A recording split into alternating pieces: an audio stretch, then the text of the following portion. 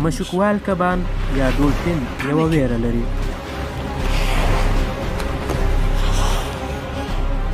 چې دوی به د یوه وژونکي اوښکپ یا ویل له لوري ښکار شي.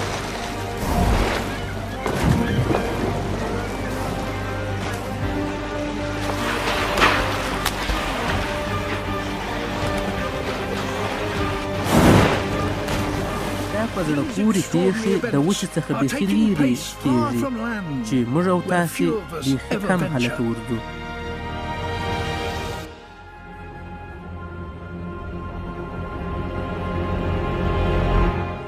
موږ پخوا انګېرل چې په دغه سیمه کې به لږ ژوي اوسېږي، خو اوس پوهان باور لري چې په دونه ژوره سیمه کې تر هغه 10 برابره ډېر ژوي اوسېږي چې موږ یې ری وهی. شاید دلته ډېر نور هم وي چې تر اوسه لا موږ نه یو په پوه سوي.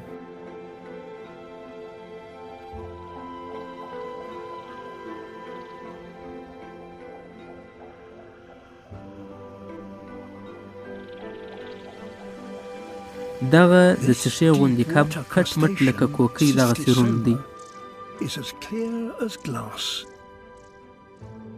دلته 1000 متره لاندې نو هېڅ رڼا نشته.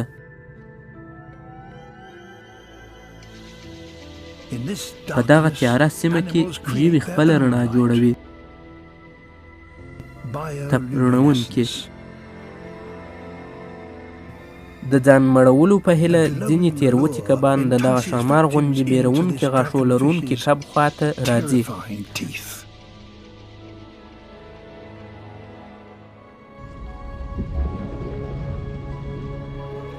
دوی په ډېره پوهې سره دغه سیل ولوړې خواته سره راګردی کړئ.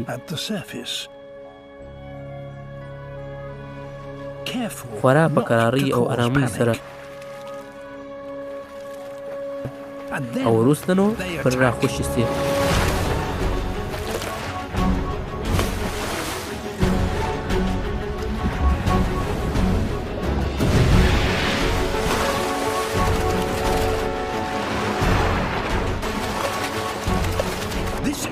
دغه نو تر ټولو لوی ډله ښکار دی چې دغه شنو ژړ وزرو پکښې برخه اخیستې ده.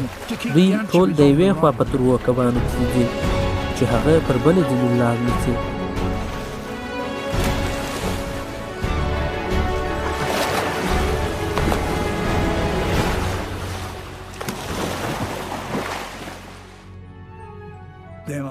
او دغه ډول دوی په سیند کې تر ټولو ارزښتمن کبان هم دي.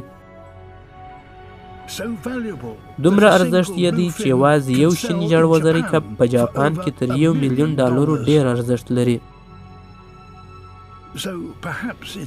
ځکه نو دوی دومره نیول سوي دي چې نږدې تر ورکېدو رسېدلي دي.